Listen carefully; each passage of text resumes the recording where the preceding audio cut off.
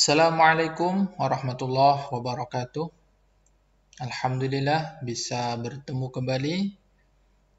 Bagaimana kabar anak sekalian? Mudah-mudahan anak-anak sekalian dalam keadaan sehat walafiat dan tetap semangat untuk mengikuti pembelajaran kali ini. Baiklah, pada pembahasan sebelumnya sudah kita jelaskan tentang pengertian hadis dan pembagian jenis-jenis hadis beserta contoh-contohnya. Pada kesempatan kali ini, kita akan masuk pada pembahasan yang ketiga, yaitu makanatul hadis atau kedudukan hadis dalam agama Islam ini. Baik, sebelum kita lanjutkan, alangkah baiknya pertemuan kali ini kita awali dengan bersama-sama melafalkan basmalah. Bismillahirrahmanirrahim. Al-hadisun nabawi lahu makanatun azimatun. Hadis Nabi adalah memiliki kedudukan yang sangat tinggi. Minha diantaranya al-awwalu yang pertama, innahu wahyun min indillah, bahwa hadis itu merupakan wahyu dari Allah Subhanahu wa ta'ala. Wa kullun minal qur'ani wal hadisin nabawi wahyun min indillah.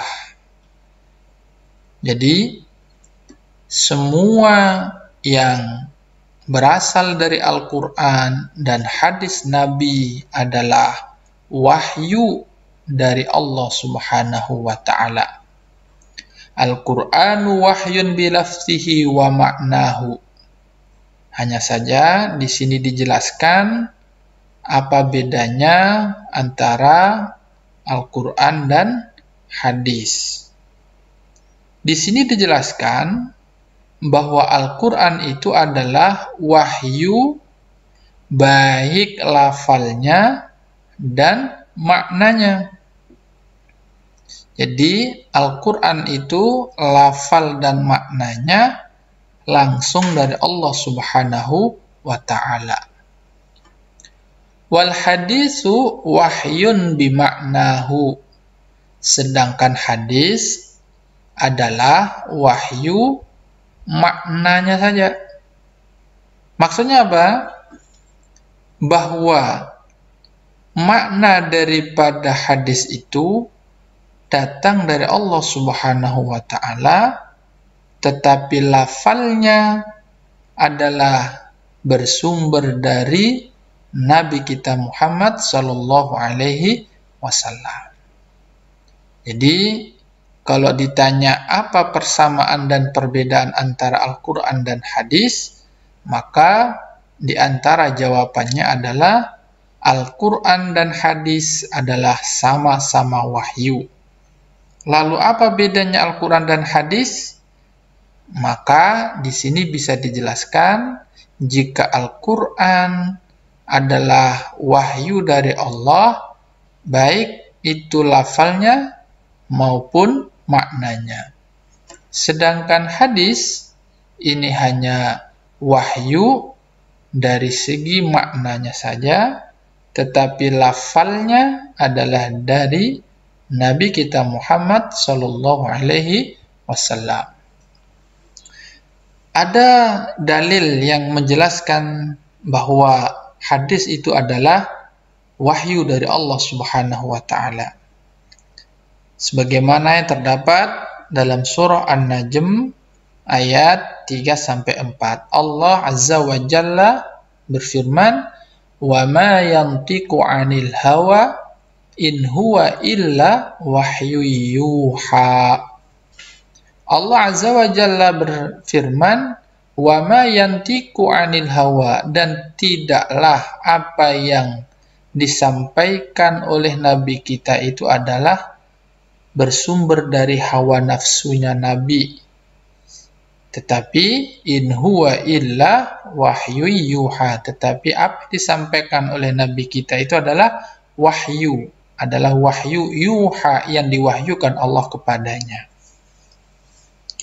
Nah, jadi ayat ini menjelaskan bahwa apa yang diucapkan Nabi, ya, hadis Nabi itu adalah bagian daripada wahyu Allah Subhanahu wa taala.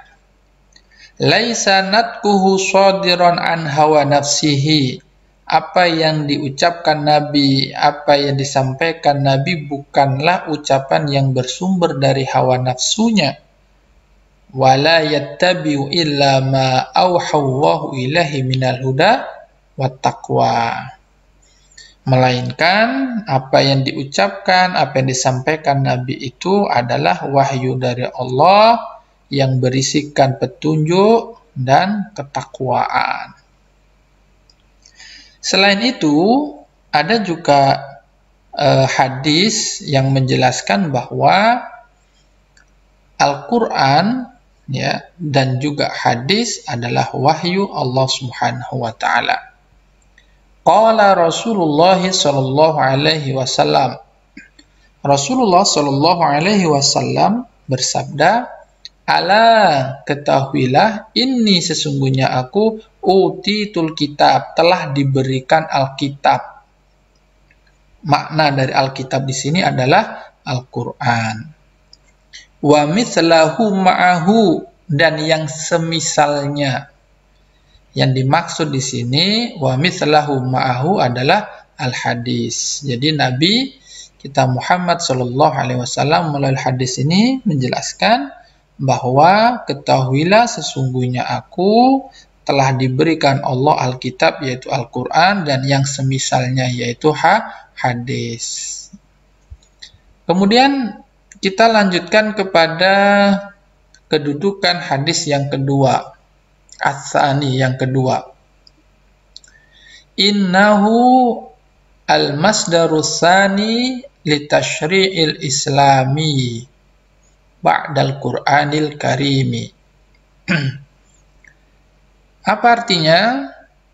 Artinya adalah bahwa sesungguhnya hadis itu adalah sumber kedua, ya, sumber kedua syariat Islam setelah Al-Qur'anul Karim. Jadi sumber utama syariat Islam ini yang pertama adalah Al-Quran dan yang kedua adalah hadis Nabi Shallallahu Alaihi Wasallam. Selanjutnya mari kita perhatikan uraian sedikit tentang ini. Al-Haditsun Nabawi, hadis Nabi itu adalah sinwul Qur'anil Karim, adalah satu kesatuan dengan Al-Quran Al-Karim. Wal masdarut tali lahu fi istinbatil ahkam syar'iyyah, dan merupakan sumber, ya, berikutnya, di sumber kedua setelah Al-Quran, ya, dalam istimbat hukum-hukum syar'i.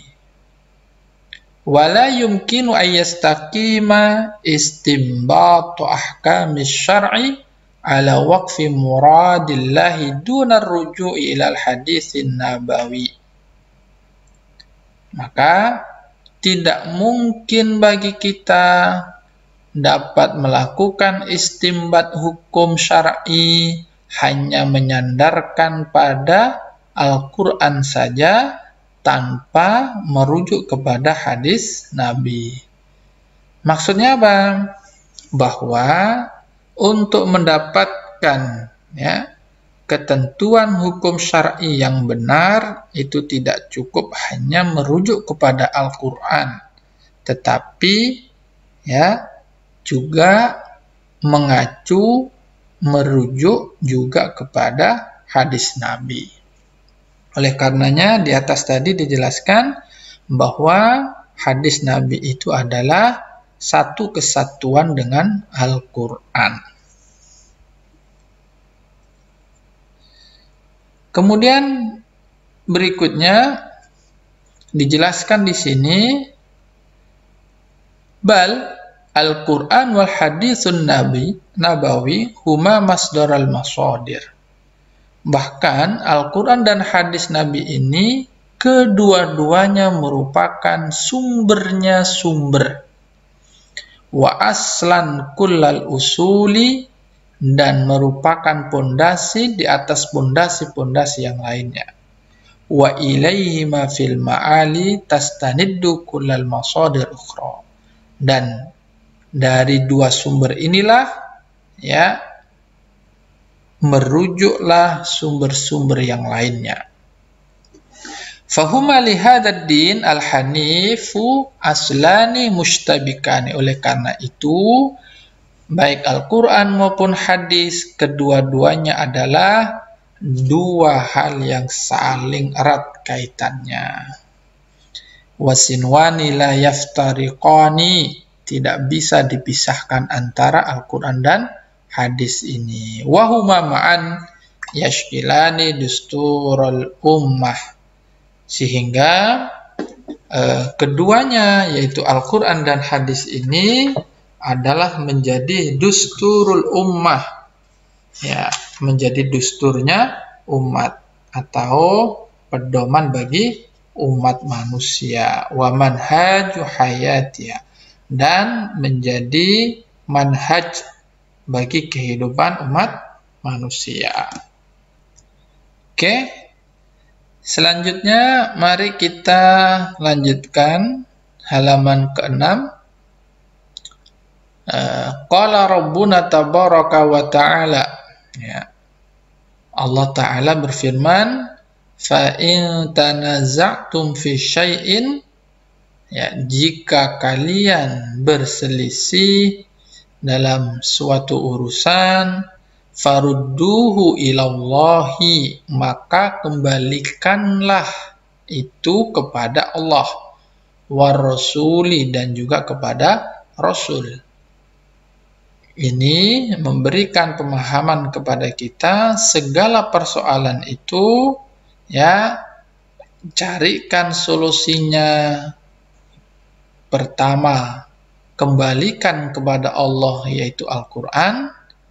Yang kedua, ila Rasul, kepada Rasul, yaitu melalui hadis-hadisnya. In kuntum tu'minuna billahi wal yaumil akhir, jika kalian adalah beriman kepada Allah dan hari akhir. Surah An-Nisa ayat 59. Selain itu, ada juga firman Allah surah Al-Hasyr ya ayat 7 yang menjelaskan, wa ma atakumur rasulu fakhuzuhu wa ma nahakum anhu fantahu. Apa saja yang datang kepadamu dari Rasul, fakhuzuhu, ambil. Wa ma nahakum anhu fantahu, dan apa yang dilarang oleh Rasul kepada kalian, fantahu, maka jauhi. Ya.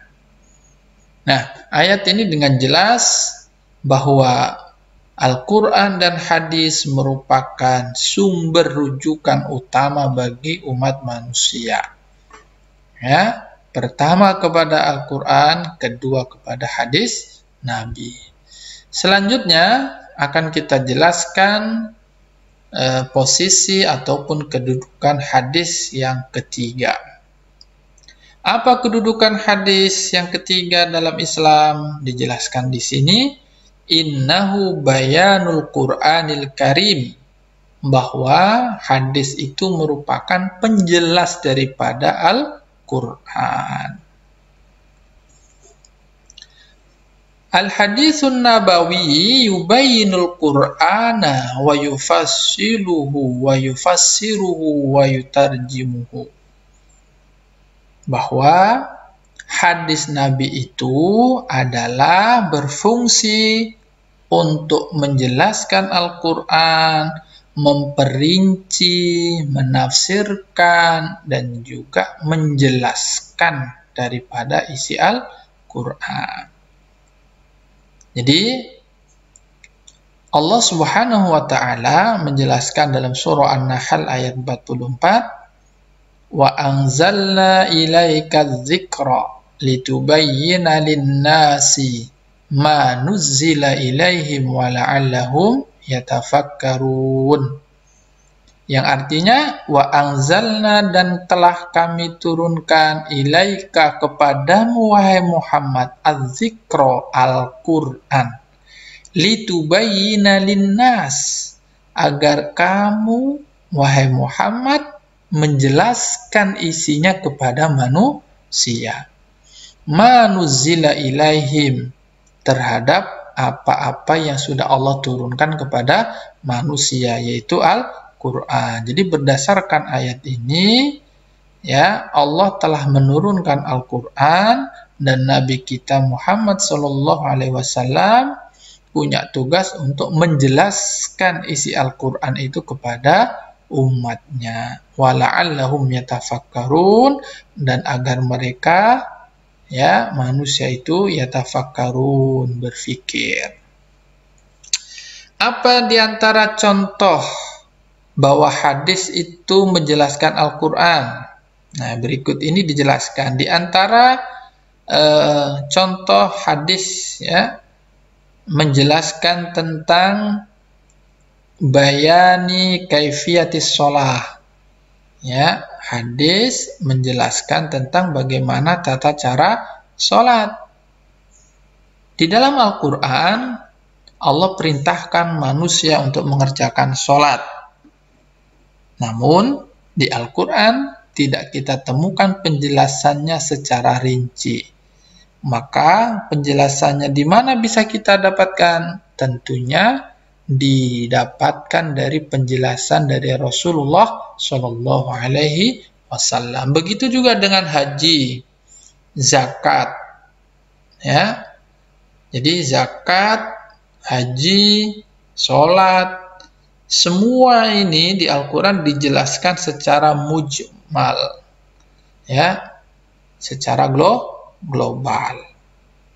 Nah, sehingga hadis hadir berfungsi untuk memberikan perincian dan penjelasan bagaimana cara mengerjakan sholat, melaksanakan haji, dan menunaikan zakat.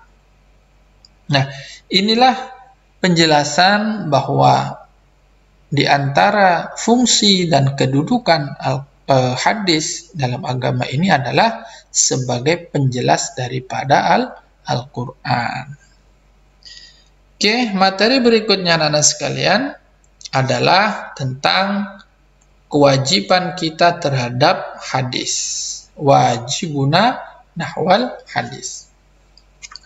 Setelah kita jelaskan tentang kedudukan, maka pembahasan yang paling akhir di bab 1 ini adalah wajibuna nahwal hadis, kewajiban kita terhadap hadis. Baik, Ustadz bacakan dan nanti akan diterjemahkan.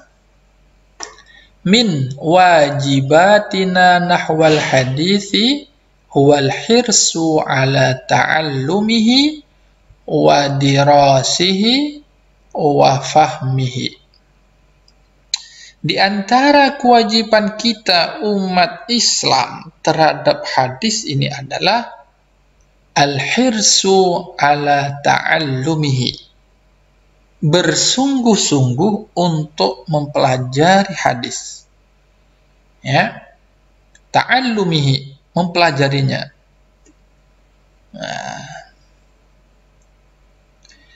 dan yang kedua adalah berusaha untuk bisa memahami isinya. Wasa'yu ila ta'limihi wa nashrihi wa tabsiril ummati bihi. Selain itu, kewajiban kita terhadap hadis ini adalah bersungguh-sungguh untuk mengajarkannya, menyebarkannya, dan mendakwahkan isinya kepada umat ini. Jadi, kewajiban kita terhadap hadis adalah bersungguh-sungguh untuk bisa memahami isinya, ya, dipahami, dipelajari, setelah itu disampaikan, diajarkan kepada orang lain, ya, atau kepada umat ini. Apa tujuannya untuk dipelajari dan diajarkan? Fal maqsudu li dzatihi min dzalika at-tamassuku bihi wal ihtida'u bih. Tujuan utamanya adalah agar hadis itu dijadikan petunjuk kehidupannya. Ya. Fabidzalika takunul hayatu ala mardatillahi wa huda rasulih. Sehingga kehidupannya itu mendapatkan ridha Allah dan sesuai dengan petunjuknya Rasulullah Shallallahu Alaihi Wasallam. Jika umat manusia sudah menjadikan Al-Quran dan hadis sebagai pedoman hidupnya, fatusbihu sa'idatan fid daraini.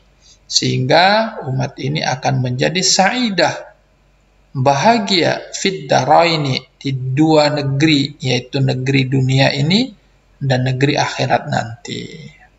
Baik, anak-anakku sekalian yang dirahmati Allah Subhanahu wa taala, demikian tadi penjelasan terkait dengan apa sih kewajiban kita terhadap hadis.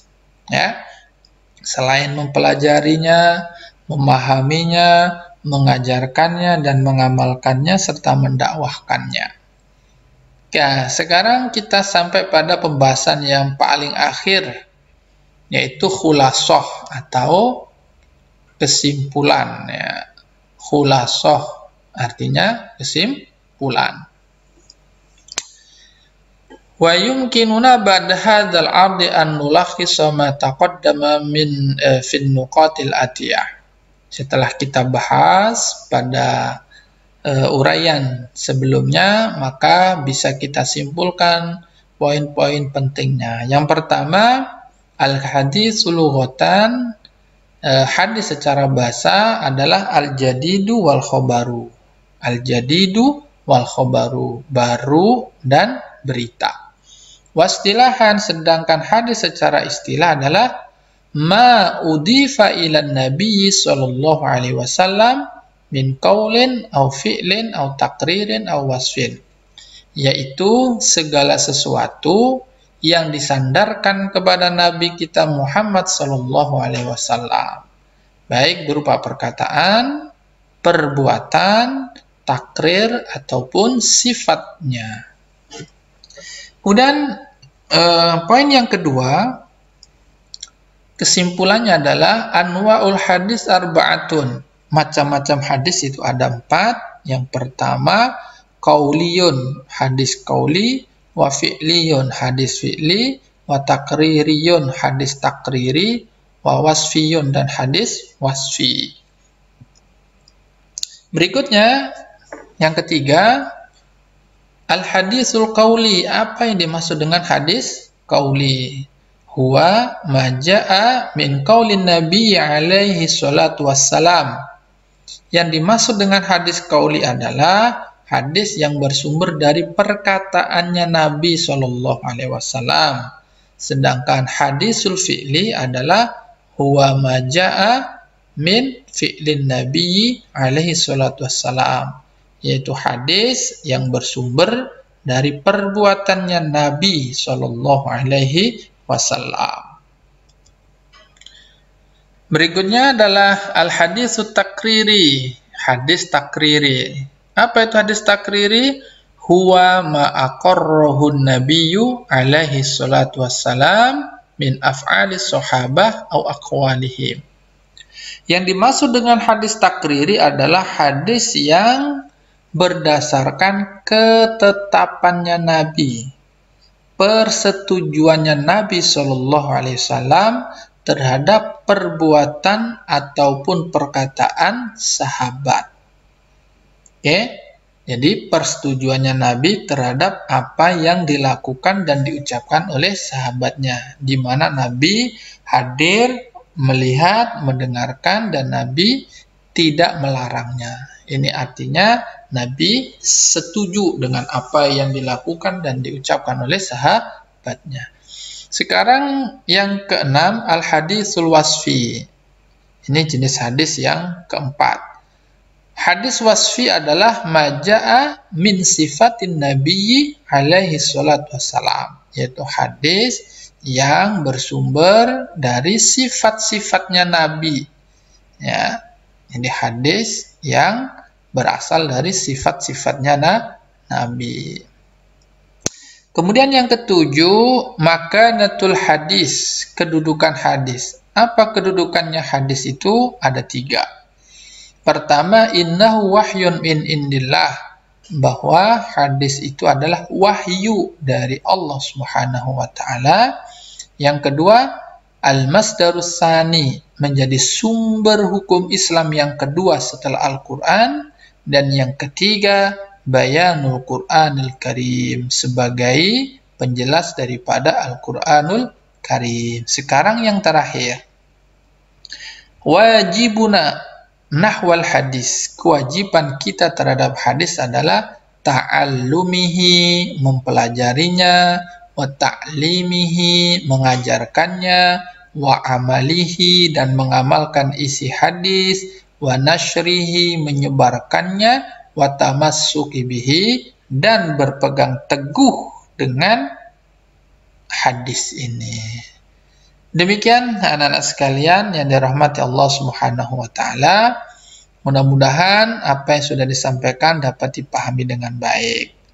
Nah, di sini ada beberapa pertanyaan, bisa dijadikan sebagai bahan untuk evaluasi, ya.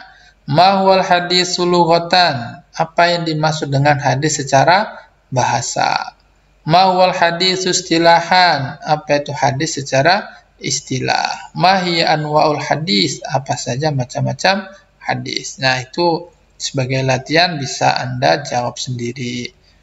Baik, terima kasih atas segala perhatiannya, atas segala kekurangannya dimohonkan maafnya. Billahi fisabil haq, fastabiqul khairat. Assalamualaikum warahmatullahi wabarakatuh.